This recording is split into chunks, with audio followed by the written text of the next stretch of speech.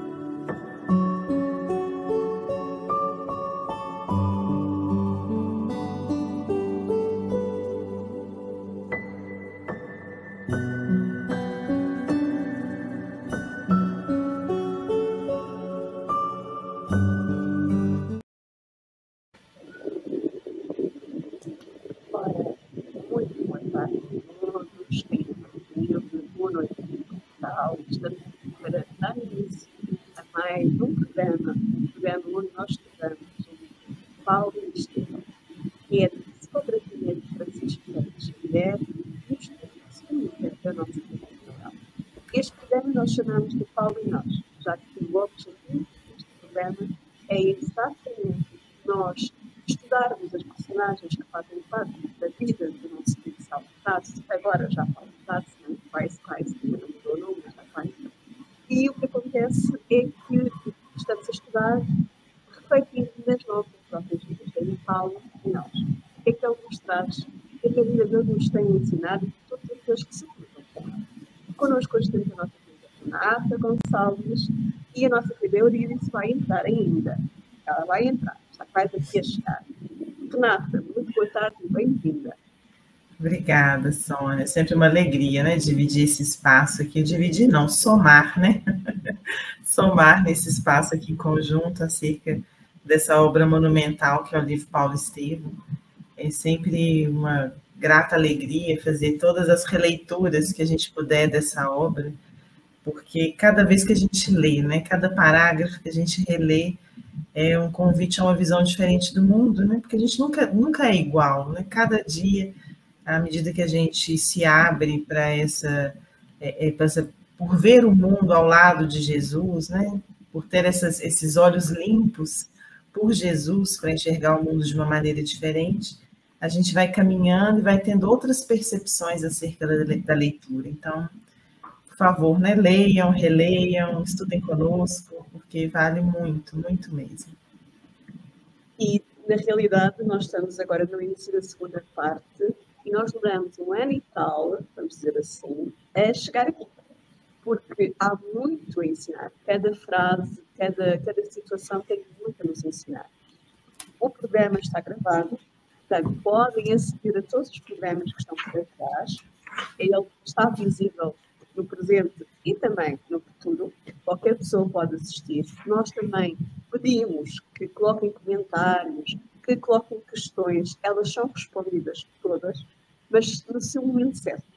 Ou seja, se for feita pergunta que tem a ver com algo que ainda nós não lemos, nós guardamos para essa altura e nessa altura vamos responder.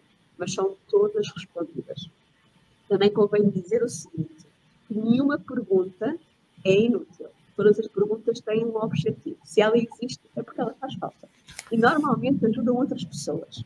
também podem ter visões diferentes, porque como nós vimos aqui, qualquer um de nós que participa neste programa, a nossa querida Renata, o nosso querido Glauco, o marido da nossa querida Renata, a nossa querida Manu, a nossa querida Manuela, a nossa querida Eurídice e a nossa querida Kátia, e eu própria, nós temos também opiniões diferentes e complementamos e acrescentamos, como disse a nossa Renata muito bem, somamos. Então, em tudo bem-vindo. Façam o favor de participar, porque este programa sem vós também não era possível de existir, e também sem o nosso Tavares, não é? O nosso Tavares é que nos permite estar aqui, e temos que ser gratos. Nós, neste momento, estamos na página 193. O livro que nós estamos a ler, no meu caso, é da edição da Federação Espírita Portuguesa, é igual à Federação Espírita Brasileira, à edição atual. A nossa querida Renata está em que página?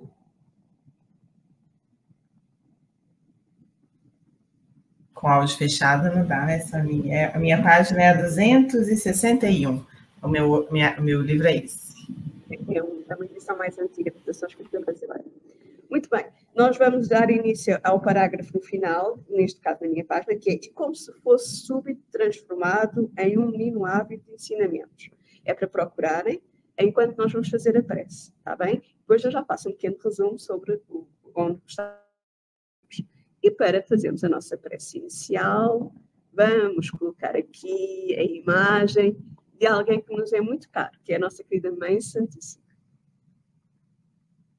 Amado Mestre, queridos benfeitores, agradecemos este amparo que temos recebido ao longo deste tempo, ao longo do tempo em que temos estado a fazer este programa.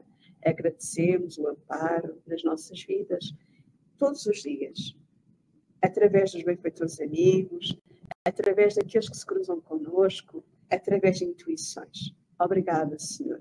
Ajuda-nos para que nós possamos estar receptivos ao amparo, à serenidade, à esperança, à coragem, para que possamos ser cada vez mais agentes do bem onde quer que nos encontremos, que a cada dia possamos ser um pouco melhores do que fomos hoje ou fomos ontem. Que a paz se faça, Senhor, no mundo, que a paz se estenda a todos os corações, que todos nós possamos cada vez mais compreender que a paz começa em cada um de nós. Fica connosco e que nós fiquemos contigo hoje e sempre, e que assim seja. E então, nós estamos num momento bem bonito. É um momento em que o nosso querido amigo Saulo é ajudado pela nossa querida Menias, que é instituída a visão através da integridade que na realidade acontece porque há a junção das energias da Terra com as energias do plano espiritual. Portanto, é uma cura que nós podemos ouvir falar, mas só acontece porque o nosso querido Saulo tem necessidade de continuar a sua jornada. Ele tem uma tarefa a executar. E há uma grande responsabilidade que ele tem consciência de assim é. E é o que nós vamos entender hoje. Então, não é o acaso que essa cura se dá. As curas se dão para que nós continuemos a trabalhar, para que nós possamos entrar. Quando ela não se dá na Terra, muitas vezes, se nós persistirmos no bem, na aceitação, na resignação, ela se dá no pé espírito. E numa próxima existência, já não temos necessidade de passar por essa situação. Já passamos nesta vida. Caso, depois, por exemplo, aquelas pessoas que nascem cegas na nascença, não há possibilidade para já de ter cura segura. É difícil que isso aconteça. Pode haver exceções. Nós temos um caso de uma cura de nascença feita por Deus. Mas isso também foi porque estava na linha de necessidade daquele espírito, para que ele pudesse retomar o seu progresso e aprender a solução até àquele momento. Então, tudo depende das nossas necessidades e também daquilo que nós já fizemos dentro de nós, a transformação do sentido do bem. Nós já aprendemos o sentido do bem, a ficar na posição de doença. A doença é uma alerta para dizer que nós precisamos de resolver qualquer coisa dentro de nós. Precisamos mudar o critério que estamos a seguir. Não é o acaso que ela vem. Ela, no fim, é uma bênção. Apesar de nós muitas vezes não considerarmos assim. Ela nos para muitas vezes fazer coisas muito mais graves para as nossas vidas do que se não tivesse feito. Então, Renata. Sônia, tem um texto, né? Antes de você começar na leitura, você está fazendo a contextualização, muito bonito, assim. Emmanuel, ele comenta porque a gente sabe que essa história está narrada no livro de Atos, né? E Emmanuel, ele tem vários textos onde ele vai refletir acerca do Evangelho, e tem alguns textos que são preciosos demais, onde ele fala do livro de Atos. Eu estava lendo, né, até para a gente fazer um piso para comentar dessa passagem, e a sua fala agora me fez lembrar do capítulo 149 do Vinha de Luz, cujo título é justamente Escamas. Não é que esse movimento, quando você fala, né, que às vezes a gente vem, né, na prova expiatória de estar sem a visão desse compromisso, e é bonito que Emmanuel vai falar que a visita de Ananias a Paulo de Tarso na aflitiva situação de Damasco sugere elevadas considerações. Aí adiante ele vai continuar, né?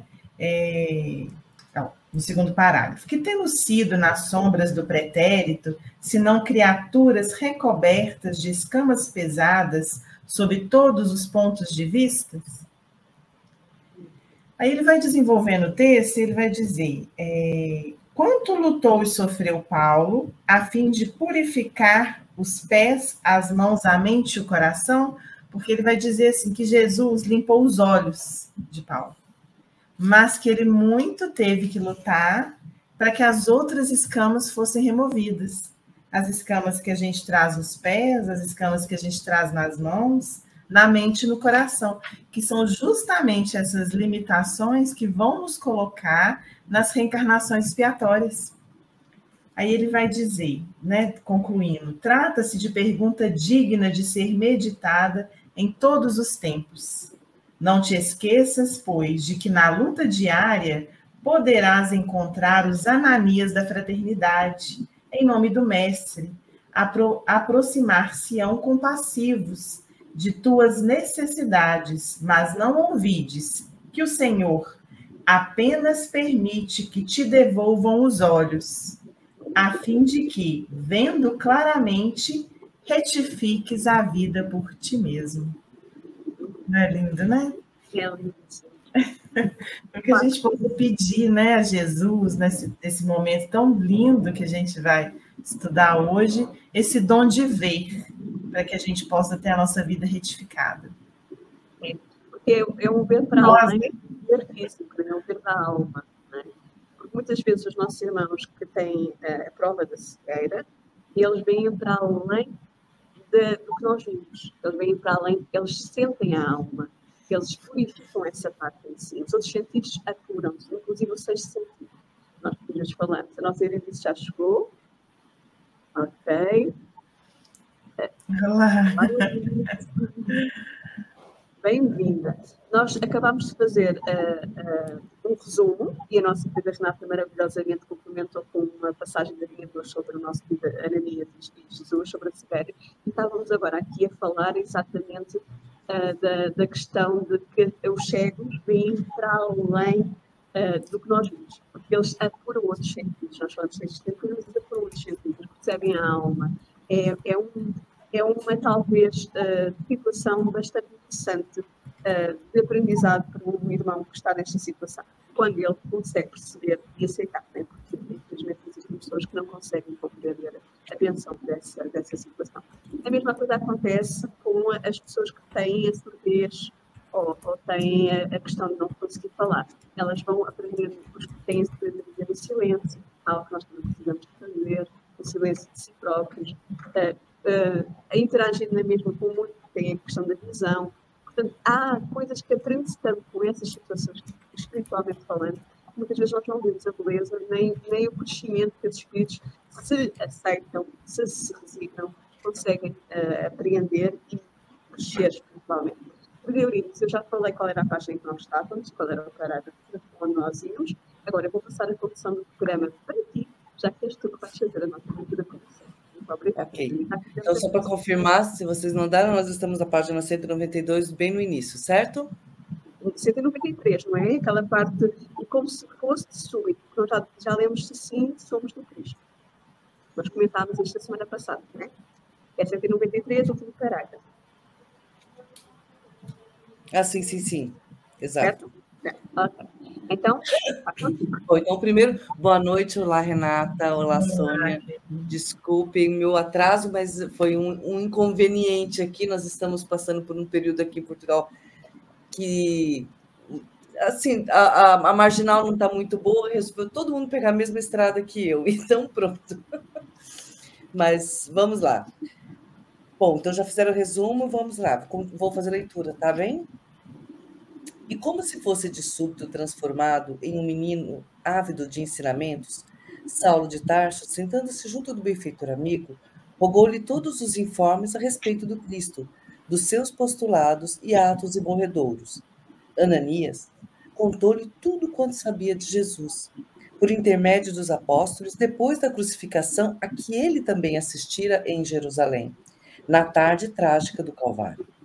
Esclareceu que era sapateiro em Emaús e tinha ido à cidade santa para as comemorações do templo, tendo acompanhado o drama pungente nas ruas regurgitantes de povo. Falou da compaixão que lhe causara o Messias, coroado de espinhos e apupado pela turba furiosa e inconsciente. Profunda a emoção, ao descrever a marcha penosa com a cruz, protegido por soldados impiedosos da fúria popular que vociferava o crime hediondo. Curioso pelo desenrolar dos acontecimentos, seguira o condenado até a morte. Da cruz do martírio, Jesus lançara-lhe um olhar inesquecível. Para o seu espírito, aquele olhar traduzia um chamamento sagrado e era indispensável compreender. Profundamente impressionado, a tudo assistiu até o fim. Daí a 3 dias, ainda sob o peso daquelas angustiosas impressões, eis que lhe chega a nova alvissareira de que o Cristo havia ressuscitado dos mortos para a glória eterna do Todo-Poderoso. Seus discípulos estavam ébrios de ventura. Então, procurou Simão Pedro para conhecer melhor a personalidade do Salvador. Tão sublime a narrativa, tão elevados os ensinamentos, tão profunda a revelação que lhe aclarava o espírito, que aceitou o evangelho sem mais hesitação. Desejoso de compartilhar o trabalho que Jesus legara aos que lhe pertenciam, regressou a Emaús, dispôs dos bens materiais que possuía e esperou os apóstolos galileus em Jerusalém, onde se associou a Pedro nas primeiras atividades da Igreja do Caminho. A essência dos ensinamentos do Cristo vitalizara-lhe o espírito. Os achaques da velhice haviam desaparecido. Logo que João e Filipe chegaram a Jerusalém para cooperar com o antigo pescador de Cafarnaum na edificação evangélica, combinaram sua transferência para Jope, a fim de atender a inúmeros pedidos de irmãos desejosos de conhecer a doutrina. Ali, estivera até que as perseguições intensificadas com a morte de Estevão obrigaram-no a retirar-se. Tá, deixa eu falar primeiro, como eu estou lendo, eu tenho poder, posso falar primeiro. Isso aí, ordem nessa casa. O que a gente vê aqui, né, é essa situação do olhar de Jesus para ele, né? Às vezes eu fico olhando assim, a gente vai para uma palestra espírita, ou então até de onde quer que seja, quando a gente vê alguém falando, né, em alguma posição, vou colocar assim em destaque, aquela pessoa olha para você, naquele momento você sente que de alguma forma aquela mensagem está sendo direcionada a você, né? Então imagine ele naquele momento, que ele estava ali só como curioso, né? Ele como curioso, e recebeu esse olhar de Jesus. Na verdade, eu vendo, quando eu li isso, eu imaginei a cena de que, na verdade, Jesus sabia quem eram as pessoas que iriam trabalhar na divulgação do trabalho dele, né, da mensagem dele, de Jesus. E ele viu essas pessoas ali. Imagino que ele não foi o único para quem Jesus direcionou o olhar dele. Ou seja, o chamamento, porque foi um chamamento esse olhar. Ele não foi o único, mas ele aceitou o chamamento. Ele aceitou o convite e ajudou a formar a Casa do Caminho, junto com Pedro, ajudou a divulgar a doutrina cristã. E assim a gente vê nós, né? A gente vê, quando está nesses lugares, alguém direciona, por exemplo, vou numa palestra espírita, quando eu vou nas palestras e vou ouvir a Sônia falar. Então, às vezes, fala algumas coisas que eu falo, nossa, isso serve para mim. É um chamamento. essa mensagem é um chamamento para a minha alma. O que eu posso fazer para melhorar de mim mesmo, para me dedicar para aquele convite que, por exemplo, a Sônia possa estar fazendo? Não precisa ser só Jesus, né? E era isso que eu ia falar, gente. Pode falar, Soninha. Então, o mesmo acontece connosco, né? Quando vamos ouvir qualquer palestrante, ou então a nossa vida quando ela fala do Evangelho, ou quando ela fala aqui, ou a nossa Renata, ou qualquer outra pessoa. Às vezes nós somos tocados, não é? É como se aquilo fosse para nós. Até parece que o palestrante está a falar para nós. Está. Porque todo o trabalho que acontece naquela sala de evangelização é coordenado pelo plano espiritual. E o plano espiritual intui o palestrante, se ele estiver na linha de sintonia, para ser ditas as coisas necessárias dentro da sua capacidade de estudo, daquilo que ele já aprendeu, para chegar àquela pessoa. E o seu anjo da guarda, da pessoa em questão, faz um trabalho, como aconteceu com Jesus, né? Junto ao nosso querido, amado Saulo, né? Que ele fez um trabalho imenso para que ficasse marcado. Aconteceu a mesma coisa, imenso no sentido de, espiritualmente falando, né? Uma envolvência espiritual. O mesmo acontece com o nosso Saulo, em relação à questão de Ananias, quando ele faz a restituição da visão. Então, todas as situações que acontecem conosco são preparadas pelo plano espiritual para ver se nós despertamos, se nós aceitamos o convite, se nós compreendemos o que é que necessitamos de mudar. E isto é simples. Não é só com o Saulo, não é só com o Estevão, não é só com Ananias, como aqui aconteceu, um olhar que fez ele... tocou tão profundamente um olhar. O olhar, por exemplo, de um amigo pode ser suficiente para nós compreendermos que há ali mais qualquer coisa que é preciso ver no próprio amigo. Não é só quando é para nos ajudar a nós. Nós também somos os mensageiros de Jesus juntos uns aos outros. Às vezes, se nós olhássemos para as pessoas que estão ao nosso lado e percebêssemos o olhar, perceberíamos que elas precisavam de um abraço, que elas precisavam de algo, sem elas precisarem de falar. Porque às vezes há pessoas que não falam, que sofrem em silêncio. E elas precisam de ser aliviadas. E às vezes nós não estamos a fazer o nosso trabalho junto aos outros, porque estamos muito fechados dentro de nós, no nosso egoísmo. Isto pegando naquilo que a nossa querida Euridice falou. Mas eu gostaria de ressaltar aqui só mais uma coisa antes de passar para a nossa Renata. Ele ficou sem os achaques da velhice. Desapareceram. Porque ele mudou o foco.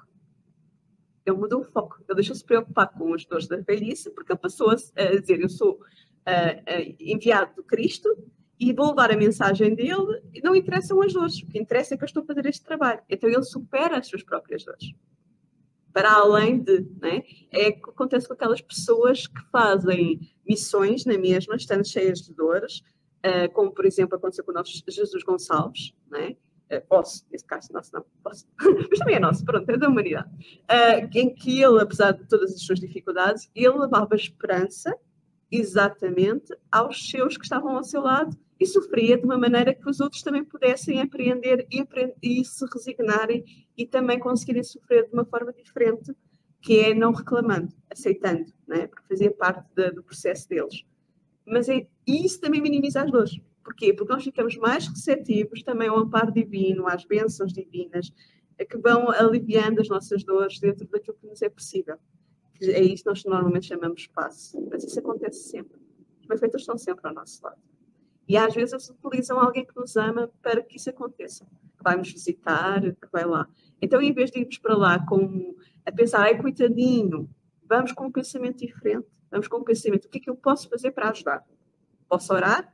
Posso levar alegria? Posso levar amor, né? Que é o fundamental? Posso levar essas coisas todas. Então é interessante ver que ele mudou também o seu pensamento e a sua forma de encarar a sua própria velhice, percebendo que continuava a ser útil. E todos os que têm idade são úteis. Se nós os ouvíssemos mais, cometeríamos menos erros os mais novos. Querida Renata. Eu tenho um carinho assim, muito especial com essa personagem que chega agora na história, né? Assim, a gente está só ouvindo falar de Ananias, né? E de repente ele chega, né? Na história. E quando a gente pega no livro de Atos, como o livro de Atos narra esse encontro, vou pedir a liberdade para ler. Ele fala assim: e havia em Damasco, depois que Paulo cai do camelo, né? Que a gente aprendeu que ele caiu foi do camelo.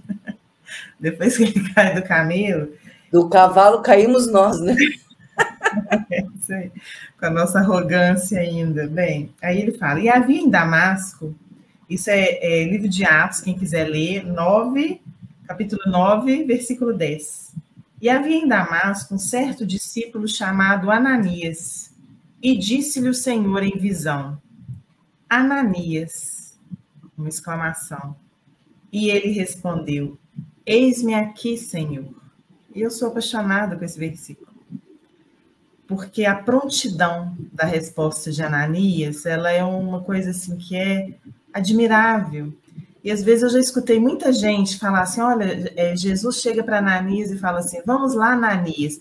Aí Ananias fala para Jesus, que isso, ele queria me matar. Não, eu não sei onde que as pessoas tiram, porque a resposta de Ananias, a visão, ela é pronta e rápida, porque ele já havia construído uma fé muito grande na palavra de Jesus, e Emmanuel ele vai comentar esse versículo, aí eu convido vocês a lerem o capítulo 17 do livro Fonte Viva, e o título é Cristo e Nós, e ele vai questionar por que Jesus mesmo não curou Paulo.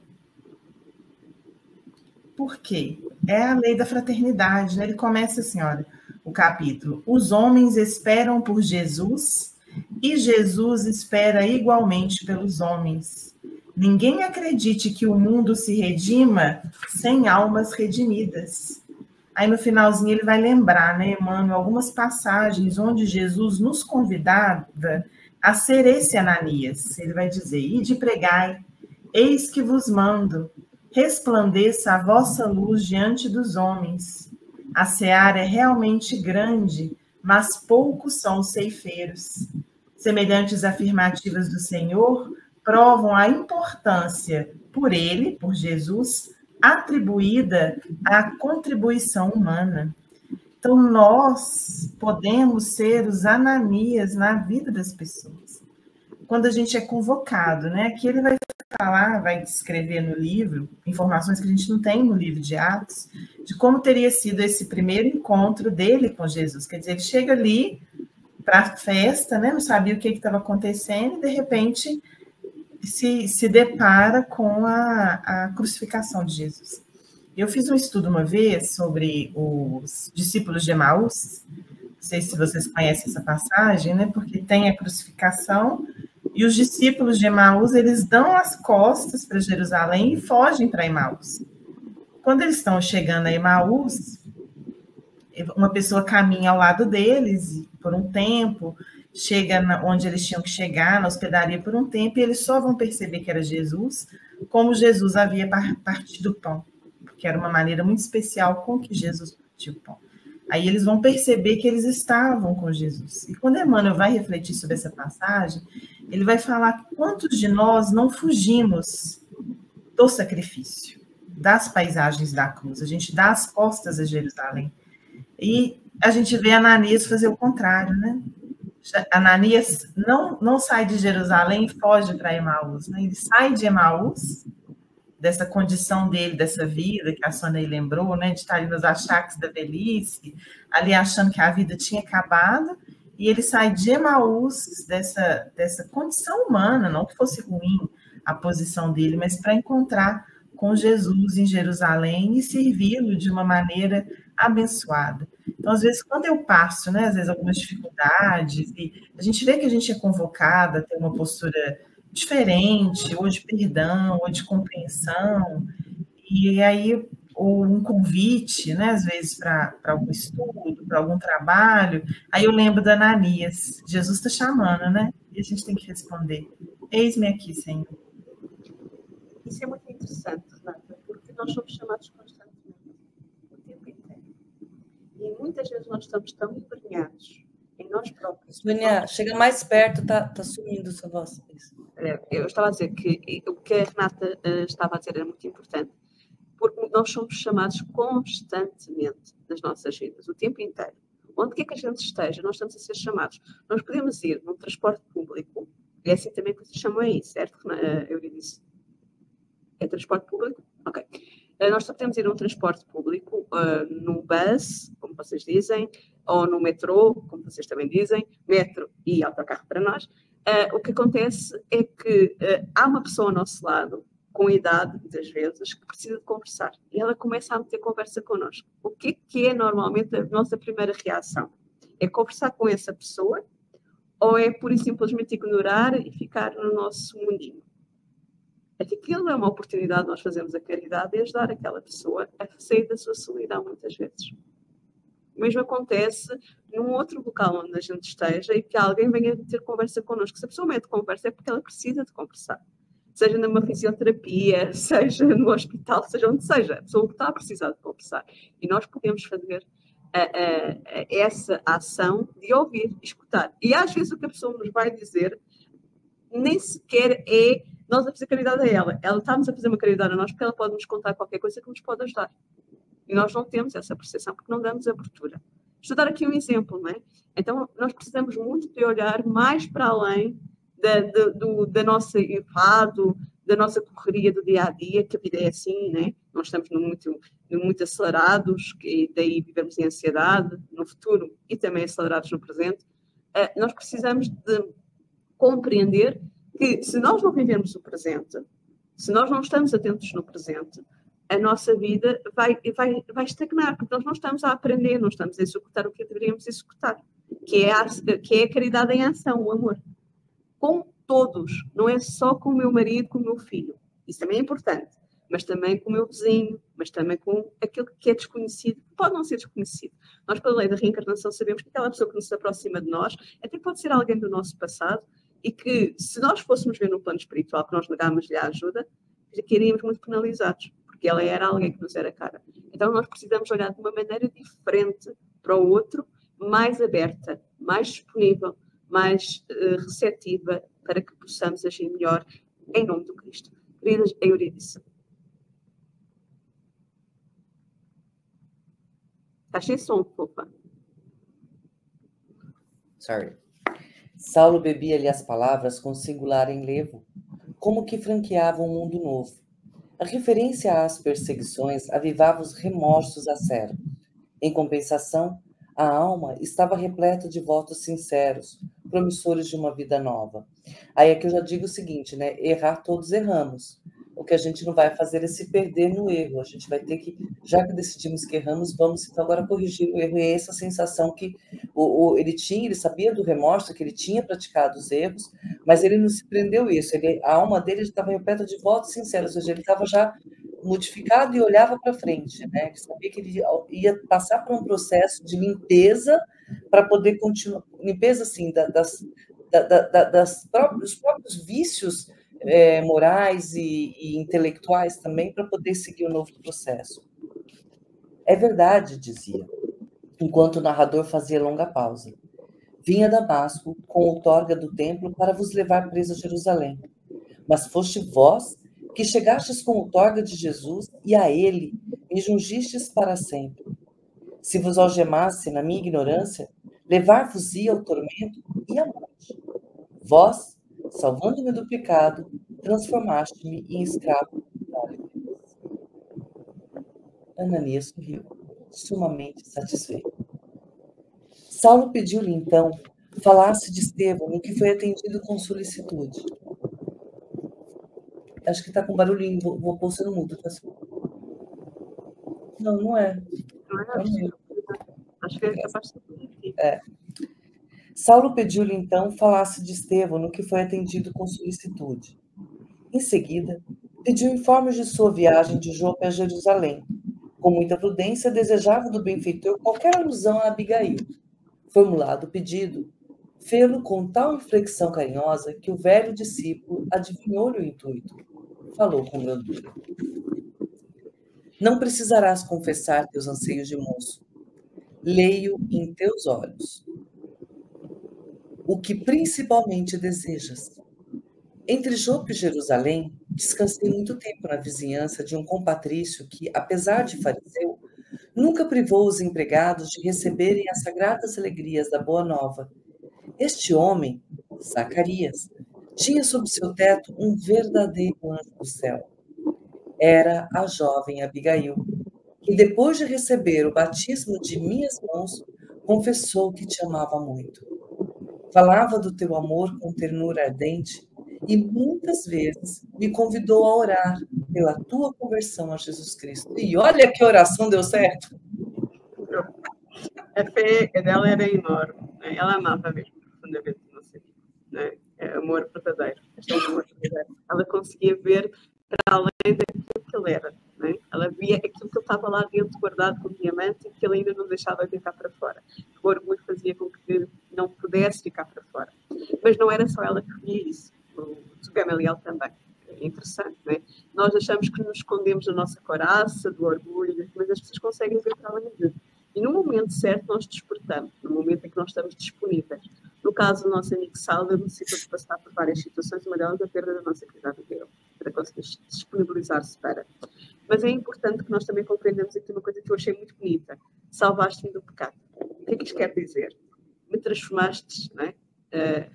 Ou seja, a ação dele de restituir a visão, ele não está a atribuir a Jesus, ele está a atribuir à ação daquele companheiro. A gente sabe que foi Jesus, conjuntamente com aquele companheiro. Mas ele está a dizer, a tua ação, em nome de Jesus, fez com que eu pudesse agora reparar, como dizia a nossa Euridice muito bem há pouco. Entrar na reparação, entrar no ato de fazer alguma coisa de útil. E nós precisamos muito disto, porque nós erramos todos os dias. Não há ninguém que possa chegar ao final do dia e dizer que fez tudo certo durante o dia. Isso é impossível. Nós estamos num planeta de provas e expiações e são espíritos imperfeitos ainda. Nós estamos a tentar a que cada dia façamos menos do que fazíamos, que já é muito bom. E há de chegar um dia em que nós conseguiremos alçar um voo em que já não faremos essas atitudes que fazemos ainda hoje em dia. Há situações em que a gente consegue ser pacientes 50 vezes. Mas já espalhamos quando chegamos a número 51. Mas, outras vezes, não conseguimos. Faz parte, porque isto faz parte ainda do aprendizado. Nós estamos a conquistar, mas já fazer 51 é muito bom, porque antigamente nenhuma fazíamos. É isto que nós temos que pensar, raciocinar e caminhar sempre para a frente. Como dizia o nosso querido Saulo de Tarso, Paulo, já como Paulo, nem que seja com os joelhos desconjuntados, mas ir para a frente, sempre caminhar. Não ficar entregue ali, eu sou uma coitadinha, sou uma desgraçada, eu não sirvo para nada. Não é verdade. Nós somos sempre úteis. E a qualquer altura, como dizia o nosso Chico, podemos começar um novo amanhã. Então, façamos isso. Façamos já hoje o nosso novo amanhã. Como? Deixando de estar na vitimização. Porque isso é um problema muito grande, a vitimização. Porque a vitimização faz com que a gente fique entravado. E isso, na realidade, não queremos usar a nossa força de vontade, a nossa força motriz, como nos diz Leon Denis. Nós precisamos de usar a nossa força de vontade. E exige esforço, sair da nossa zona de conforto, ir para a frente, e nós muitas vezes estamos acomodados nos erros e viciados naquelas energias desses erros, na maledicência, na calúnia, entre aquela outra coisa que a gente poderia dizer. Isto é vício moral. É um vício moral que tem uma energia a qual nós estamos viciados, estamos habituados àquilo. Então nós precisamos de sair dessa viciação, trabalhando diariamente e seguirmos, levantar e continuar para a frente, sempre, sem parar. É muito importante isto. Porque, como ele próprio disse também numa das suas cartas, ainda faço o que eu não quero. E o que eu quero fazer ainda não consigo. Mas ele não desistiu. Ele chegou ao ponto em que ele dizia, já não sei o que vivo, mas vós, ó Cristo, viveis em mim. Então, nós também temos essa possibilidade, se quisermos. Rita Fernanda. Sobre o perseverar na oração, né? A Euridice chamou a atenção. E às vezes a gente acha assim, que perseverar na oração é teimar e impedir, né? Eu quero, vou ficar pedindo, e uma hora Deus vai me dar, né? O convite de perseverar na oração que Jesus nos faz é diferente. Não é da ordem da teimosia, é da ordem da confiança. Então, é uma entrega, né, do nosso coração em relação a Deus, e para além de um pedido, é um estado de alma constante, né, de vibrar em favor daquilo que é o melhor para a criatura. Porque a grande maioria de nós acha que se perseverar na oração é em relação àquilo que é melhor para mim, aquilo que eu desejo, né? Aí nos imperativos do ego, mas é algo para além, né? Desejar o bem para o outro de maneira genuína. Isso é perseverar na oração, que é o que a gente tem que fazer. E acaba criando essa conexão direta com a espiritualidade maior, né? Então, se a gente pudesse viver perseverando, como diz lá nas epístolas, né, Sônia, viver no gerúndio, o gerúndio de São Francisco de Assis, amando, dando o que se recebe, perdoando, né, dando, perdoando, amando. Então, se a gente viver nesse gerúndio, a gente vai estar em oração constante, porque é um processo de ação, né, não é só mental, é ação mesmo, nem que seja uma ação iniciada através do pensamento. Mas é bem interessante isso. A gente vai estar mesmo conectada e não tem como, né, a vida não ser mais fácil, né? Porque não é fácil a gente estar encarnado. Mas já que a gente está encarnado, vamos facilitar a brincadeira, né? Vamos atrair para perto da gente pessoas e situações que vão nos fazer mais fortalecidos. Não necessariamente, vou só atrair pessoas boas. Às vezes, algumas pessoas difíceis que estão perto da gente estão ali para poder ajudar a gente a se fortalecer na nossa oração, né? Nossa determinação e na nossa verdadeira fé, tudo aquilo que a gente aprendeu, a nossa verdadeira fé em Deus, né? Lembrando que tem ação, né? Tem a palavra ação em oração. Oração, exatamente. Eu estava a me lembrar de uma oração da Igreja Católica, nós também sabemos que existem pessoas católicas que nos assistem, que eu acho que às vezes as pessoas não atentam para o que essa oração quer dizer. Ela é durante a missa, que é: eu pequei por atos, palavras e omissão. Está sempre a convocar a ação. Quando fala de omissão, significa que a gente não pode se omitir, a gente tem que agir. Então, às vezes, nós não atentamos, dizemos as coisas estão maquinalmente, não atentamos para aquilo que está a ser dito. Nós pecamos por atos, palavras, pensamentos e omissão. Então, nós temos que agir, não podemos estar a omitirmos. Então, compreendamos o quanto é importante. Muitas vezes nós dizemos as coisas tão maquinalmente e não percebemos os ensinamentos que estão por trás destas palavras que nós dizemos muitas vezes todas estas semanas. Então, percebamos isto. Muitas vezes nós não raciocinamos, nós não vivemos, não compreendemos e não agimos. E nós precisamos fazer isso. Seja na Igreja Católica, seja dentro do Espiritismo, seja noutro sítio qualquer. Estamos sempre a ser convocados a trabalhar. Trabalhar em prol de nós e do outro. Amar a Deus sobre todas as coisas e ao próximo como a nós mesmos. Então, precisamos de agir, sempre. Ok? Lembrando que oração também é um ato de pedir, como a Renata falou, é um ato de pedir auxílio mesmo, é a nossa conversa com Deus, né? E a gente vive na literatura espírita, os espíritos que estão no umbral, eles conseguem receber ajuda para sair dali, no umbral baixo, né? Conseguem receber ajuda para sair dali quando eles entendem que eles erraram e pedem ajuda, né? E, direto ou indiretamente, através da sua mudança vibrátil, ou seja, do seu estado de oração, eles tomam a decisão de que, a partir de agora, eu estou cansado, eu quero mudar. Então, o coração se abranda e a gente consegue receber a conexão do mais alto. Então, assim, vamos rezar toda hora. Eunice, antes de você continuar, só um minutinho. Eu estou aqui fazendo a leitura, né, paralela do Atos hoje. Aí eu li, né, o pedacinho do "Eis-me aqui, Senhor". Aí a visão de Ananias continua. Aí ele fala: "E disse-lhe o Senhor: levanta-te e vai à rua chamada Direita, e pergunta em casa de Judas por um homem de Tarso chamado Saulo, pois eis que ele está orando."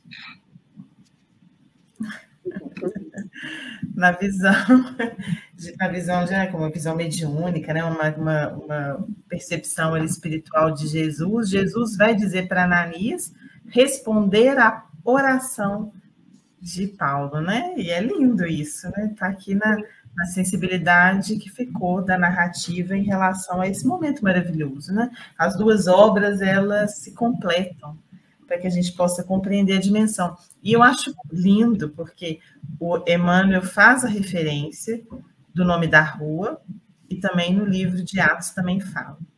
Rua Direita. As ovelhas passam à direita, né? Do Pai, né? Então, a salvação dele não podia estar em outro lugar que não fosse na rua direita, assim como a nossa. E vamos lembrar, gente, até agora a gente, estudando o livro, a gente está vendo tudo que Paulo fez, né? O próprio Paulo aqui assume esse remorso dele porque ele lembra que ele mandou matar muito seguidor de Jesus, né?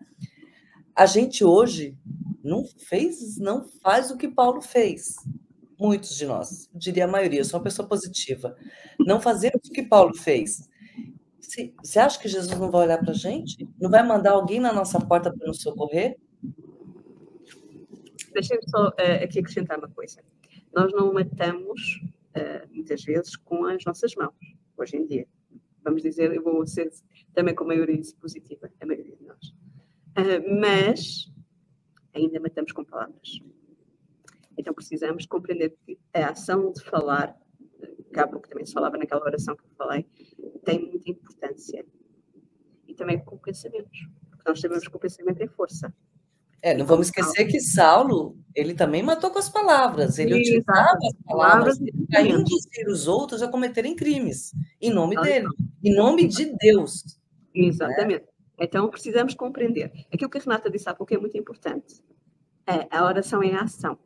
E ele está a agir. Eu, quando estou a orar, eu estou-me a disponibilizar. Eu estou a agir com o meu pensamento. Eu estou a agir no sentido do bem. Mas se eu não estiver em oração, e estiver a pensar mal de alguém, eu estou a agir no sentido do mal. E esse meu pensamento pode ganhar força e chegar a outra pessoa que pode estar na linha de sintonia e ser prejudicada. E eu sou responsável por isso. Então, cada vez mais atentemos para estas situações, está bem? Porque nós não fazemos as outras, mas ainda fazemos estas. Então, precisamos de trabalhar muito essa parte íntima nossa. Vamos trabalhar em ação. Saulo ouvia emocionado. E após ligeiro intervalo, em que o amoroso velhinho parecia meditar, voltou a dizer como se falasse consigo. Eu queria estar nesse quarto. Sim, se ela ainda vivesse. Ananias recebeu a observação sem surpresa e acentuou. Desde que se aproximou de mim, notei que Abigail não ficaria muito tempo na terra. Suas cores esmaecidas, o brilho intenso dos olhos, falavam-me de sua condição de anjo exilado.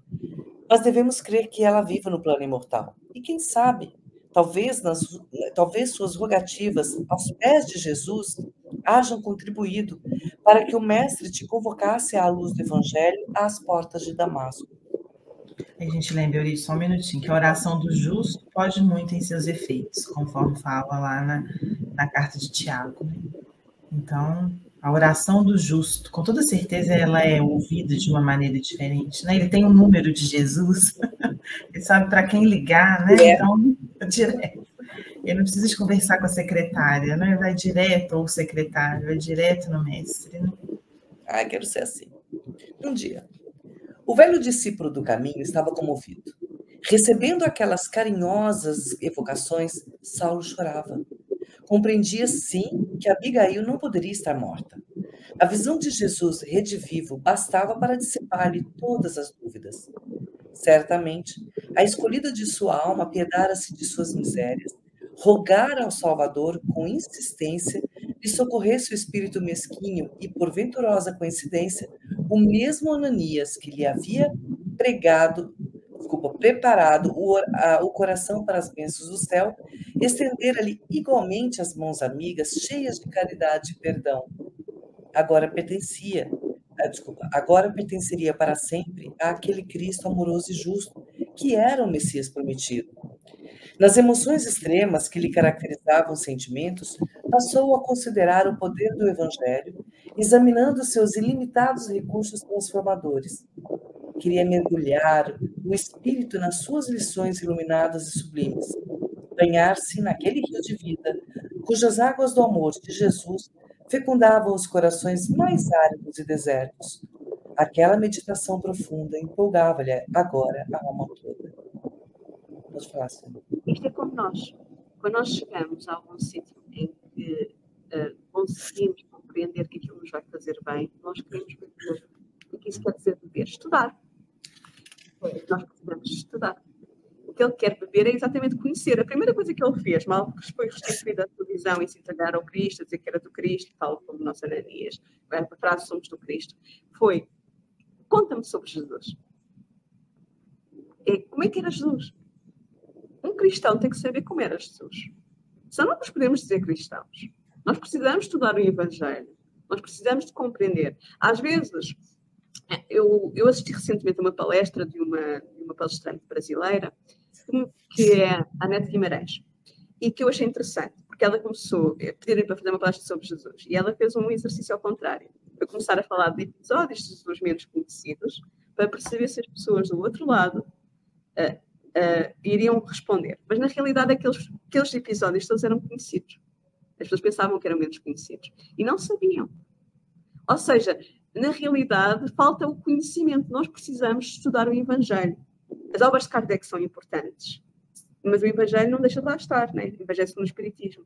Não deixa de lá estar também no Livro dos Espíritos, que contém tudo, ok? Todas as outras obras são ampliação, as seguintes, do que está no Livro dos Espíritos. Então, nós precisamos de estudar, de compreender, de vivenciar o Evangelho.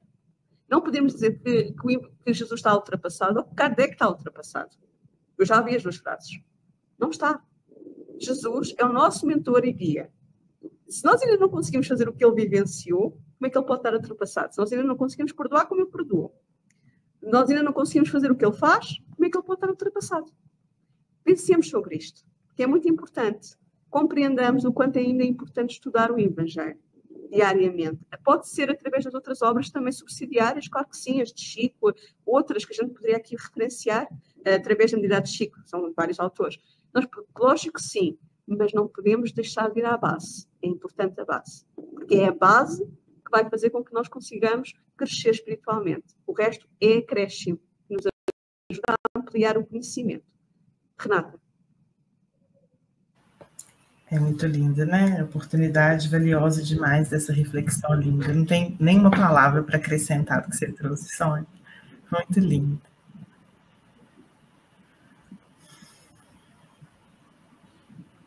Fecha o som, fofa. Fecha o som. Ananias, meu mestre, disse o ex-rabino com entusiasmo, onde poderia obter o Evangelho Sagrado? Como disse a Sônia, já ia para estudar, né? O antigo discípulo sorriu com bondade e observou. Antes de tudo, não me chames mestre. Este é e será sempre o Cristo. Nós outros, por acréscimo da misericórdia divina, somos discípulos, irmãos na necessidade e no trabalho redentor. Quanto à aquisição do Evangelho, somente na Igreja do Caminho em Jerusalém poderíamos obter uma cópia integral das anotações de Levi. Explica para a gente, Renata, essas anotações de Levi. O que acontece, né? Assim, dos discípulos, né? A gente sabe que Jesus formou os 12, e muitos deles não sabiam ler e escrever, né? Ler e escrever não era atributo comum. A própria questão da escola, como a gente tem hoje, né? Ensino para as crianças, para que elas se formem adultos, isso é uma história assim, do século XVI para cá, XVIII, a depender da região. Aí na Europa isso chegou muito antes do que chegou para nós aqui, que crianças deveriam ir para a escola, enfim. Então não se lia, não se tinha acesso a livros. Tem uma informação, parece que não há 2000 anos, que fala que a tiragem de livros na época de Jesus no Império Romano eram 600 obras por ano. Então, vocês imaginam o quanto era difícil ter acesso a papel, a livros e a escolas. Mas o povo judeu, ele tinha suas escolas onde os meninos ingressavam para aprender a escrever. Bem, enfim, o primeiro discípulo que escreve os fatos ocorridos, porque os evangelhos, eles são narrativas, assim, não são entrevistas diretas feitas a Jesus. E eles não foram escritos na medida em que os fatos aconteceram. Eles são narrativas das memórias, no caso aqui de Mateus, que conviveu com Jesus, e a partir de narrativas também de outros discípulos, porque muitos pontos que Mateus vai narrar no seu evangelho, eles não foram testemunhados por Mateus, mas ele traz da experiência do grupo, né, que eles debatiam, que eles escreviam. Bem, o evangelho mais antigo que se tem notícia, registrado tal qual o evangelho é hoje, é o evangelho de Marcos. Marcos não conviveu com Jesus. Como a gente vai aprender aqui, vai chegar um momento em que esse personagem vai entrar na história. Mas ele teria escrito o seu evangelho a partir do contato direto com Pedro. Viria depois o evangelho de Mateus como o evangelho mais antigo, E depois viria o de Lucas, que escreveu inspirado por Paulo, que a gente vai ver também no livro que ele quis escrever o Evangelho. Ele falou da importância de que cada pessoa escrevesse as suas memórias relativas a Jesus. Talvez daí desse incentivo dele tenham surgido os outros evangelhos, que hoje são chamados evangelhos apócrifos. Não estou dizendo que eles são verídicos ou que não são verídicos, mas muitas pessoas foram inspiradas por essa iniciativa de escrever acerca de Jesus. Bem, então o que se tinha eram algumas anotações, e não o evangelho como nós temos hoje de Mateus. Tá certo? Seriam os primeiros rascunhos. O evangelho de Mateus, como nós temos hoje, que é um evangelho, é o maior dos evangelhos, é um evangelho que eles falam evangelho universal, porque ele tem uma linguagem, uma forma de dizer e de falar mais acessível, que Mateus escreveu para os judeus, então tem toda uma história em torno dele. Esse evangelho, tal qual a gente tem em mãos hoje, ele não são essas mesmas anotações, mas eles advieram dessas anotações. E alguns historiadores vão dizer que nem foi o próprio Mateus que finalizou isso, mas sim alguns discípulos de Mateus que pegaram essas anotações, organizaram com outras memórias e fizeram a composição do que a gente tem hoje, o Evangelho de Mateus, né? E para quem não sabe, são 4 evangelistas, né? A gente falou neles aqui agora rapidamente. Então, Mateus, na ordem que eles aparecem na Bíblia, viria Mateus, depois o Evangelho de Marcos, o Evangelho de Lucas e, por último, o Evangelho de João, que é um evangelho que tem uma mensagem diferente, né? Porque ele é um evangelho, algumas pessoas falam, ele é um evangelho espiritual. Eu não concordo com essa afirmação. Eu vejo como um evangelho filosófico, porque espiritual todos são. Então, todos partem assim, de um processo de espiritualização do próprio narrador, das pessoas envolvidas, da influência do alto. Então, a diferença é que João vai escrever esse evangelho, vão dizer os pesquisadores, de forma mediúnica, em alguns momentos, né, desdobrado, através de um processo de psicofonia, talvez, a gente não sabe, mas o mais importante não é isso. João vai escrever e ele vai ter informações que a gente tem muito exclusivas em João. Vai escrever já na idade avançada, porque muitas coisas que os discípulos experimentaram, se isso tivesse um registro e fosse reafirmado nessa época das perseguições, talvez não tivesse sobrado texto nenhum. Então, a maneira com que eles escreveram foi uma forma também de proteger algumas informações que, muito embora não estivessem escritas, eram narradas de um para o outro, mas que João, já desvinculado desse medo, desse compromisso, traz essas informações a público. Então, o Evangelho de João tem um compromisso diferente, um compromisso espiritual diferente. Falei até mais, né, Luiz? Tá bem.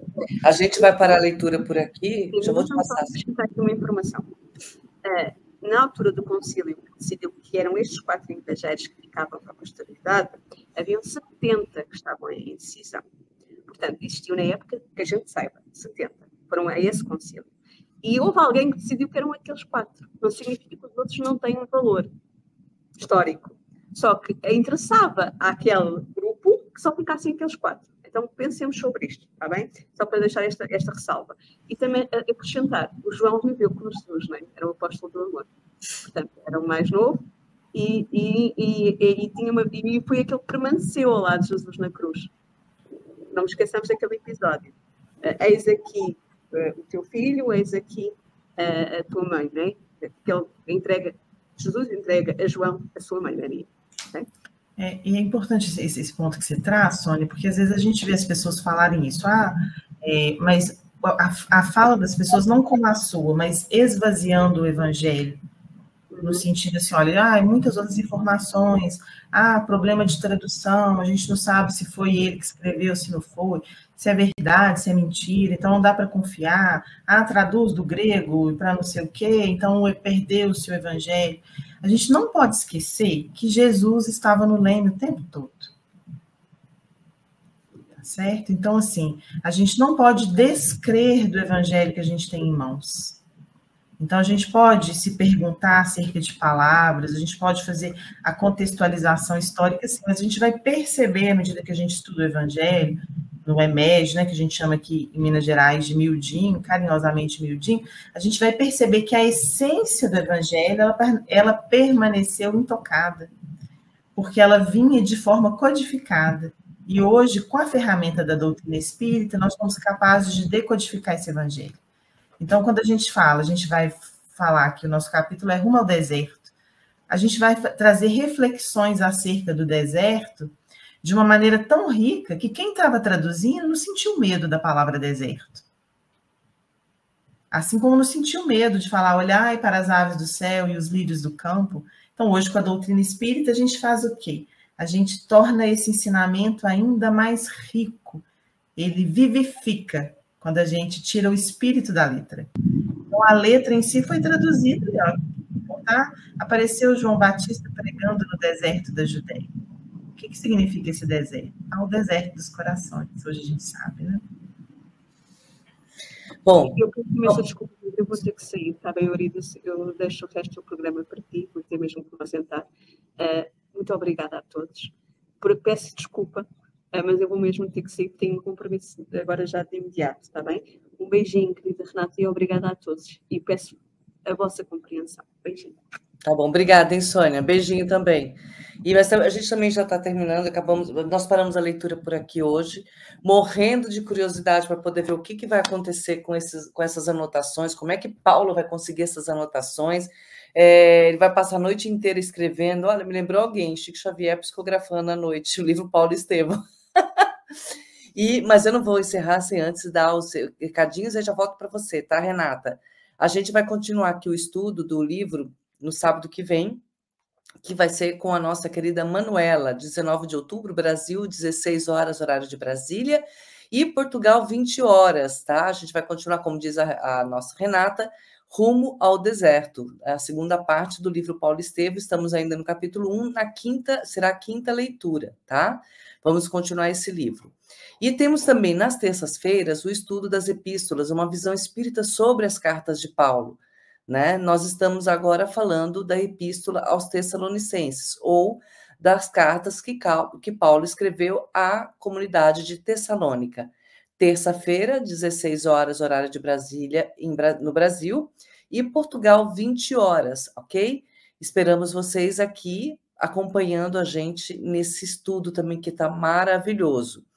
E teremos, na quarta-feira, nós vamos ter o Evangelho por Emmanuel, que nós estamos fazendo o estudo do livro Religião dos Espíritos. O tema dessa vez será sofrimento e eutanásia, um tema bem forte. E é uma análise, né, um estudo de Chico Xavier, do grupo, né, sobre a questão 944, cujo tema é sofrimento e eutanásia. Esperamos vocês lá. Rê, delícia estar com você, de novo ouvir você, e a gente vai aprendendo, né, o que é bacana, assim, às vezes uma frasezinha já explica um monte de coisa, a gente vai entendendo muita coisa que se falava na época, mas quem é Levi, quem é Mateus, né? Aí você já relembra, olha, pera lá, foram 4 evangelistas, e a gente que está estudando vai lembrando essas coisas ou vai aprendendo isso também. Mas que importância tem para mim? Talvez para a sua evolução moral, nenhuma, mas a importância é, o conhecimento nunca é demais, né? E se a gente está falando das cartas, se a gente está falando, dos ensinamentos, a gente viu aí quem escreveu os ensinamentos de Jesus, né? A gente está falando sobre ele, o que é isso? Quem era essa pessoa, quem eram esses personagens que traduziram a vida de Jesus para nós? É importante a gente saber isso para entender a veracidade também e desses ensinamentos de Jesus, né? Então, é bem bacana a gente aprender com esse livro, porque é tão amplo, né, Renata, que tem tanto para nos ensinar, e a gente não chegou na metade, né, minha linda? É isso mesmo, você falando, eu fui lembrando, né? A passagem quando Jesus está com a mulher adúltera, a gente vai se lembrar dessa passagem, né? Que quando Jesus é perguntado, né, sobre o que deveria ser feito com ela, Jesus está reclinado escrevendo na areia. Ele escreve na terra. Então, Jesus não escreveu no papel. Ele escreveu na terra dos nossos corações, onde não é possível ser apagada a sua mensagem. Então, nós somos as cartas vivas do Evangelho de Jesus. Ele está escrito na nossa alma. Jesus marcou a nossa retentiva espiritual para sempre. Então, é possível a gente ler nos escaninhos da nossa alma a mensagem de Jesus. Basta que a gente se dedique à meditação, à oração, ao serviço no bem, que a gente vai acessar essa dimensão divina dentro de nós. E através desse encontro, né? Como Paulo teve nesse momento, esse encontro abençoado, de buscar um sentido de vida, um sentido para a vida, um sentido de vida, nessa parceria abençoada com o Mestre Jesus, né? Que devagarinho vai passando a habitar nele. E às vezes a gente fala, né? Nosso tempo estourou, que a gente tem que matar o homem velho. Mas se a gente matar o homem velho hoje, a gente morre junto. A gente vai perceber com Paulo, eu convidar todos, né, nas leituras adiante, perceber que o homem velho, ele não é morto, ele é transformado. E isso é gradativo, para que a gente não tenha pressa.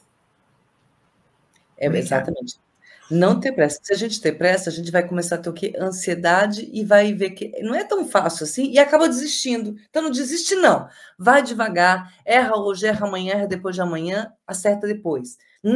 Aí vai chegar uma hora que você já não vai errar mais. Eu sempre faço um exercício quando eu estou com um problema. Olha só a minha tática, Rê. Claro, eu sempre me conecto com Deus, mas para poder chegar até Ele, eu tento ver o seguinte: a gente está falando de infinitas vidas, infinitos mundos. Na casa de meu pai existem muitas moradas, Jesus que disse isso. E aí eu abro uma imagem do Google, da NASA, que eu vejo aquele monte de luzinhas, assim, muitas delas são alguns planetas habitados, e de mundos superiores ou inferiores. E aí eu fico pensando, pô, tem muitos mundos superiores, né?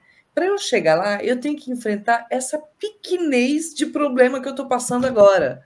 Porque lá é outra história. Então, enquanto eu não enfrentar isso, eu não vou conseguir chegar lá. Eu vou continuar daqui para trás. Então, vamos enfrentar o que tem, cabeça erguida, una-se aos bons e vamos embora, né? Bota a sua cruz nas costas, mas carrega ela, porque você não vai estar sozinho nesse carregar. E o mínimo que vai acontecer com você, você se fortalecer ainda mais, assim como a atividade física. Bota nas costas, fortalece as suas costas, fortalece os seus braços e vai lá, porque quando ele estiver fortalecido, você vai conseguir estender para muito mais gente ainda, ajudando muito mais e se ajudando, porque a gente não vive sozinho, a gente vive com outras pessoas.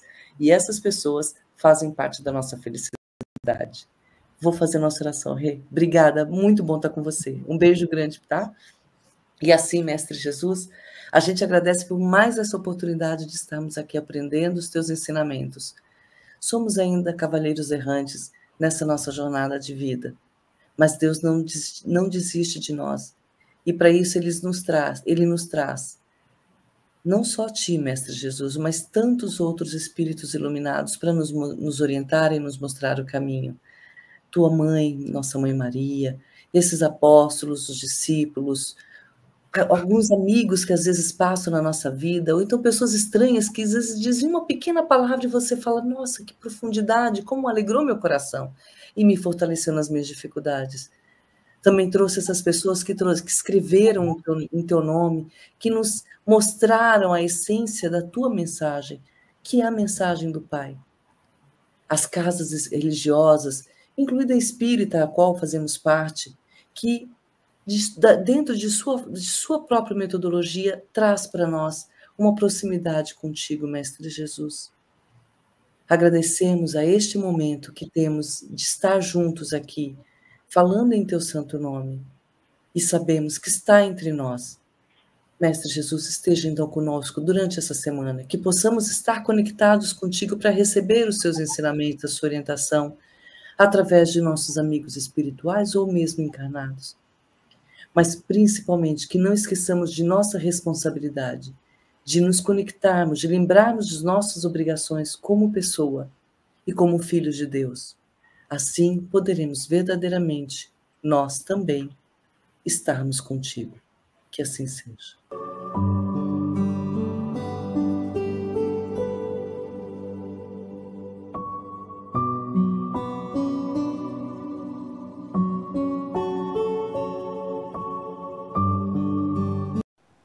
Chegamos ao final da nossa atividade. Muitíssimo obrigado mesmo pela sua companhia e espero você no próximo evento.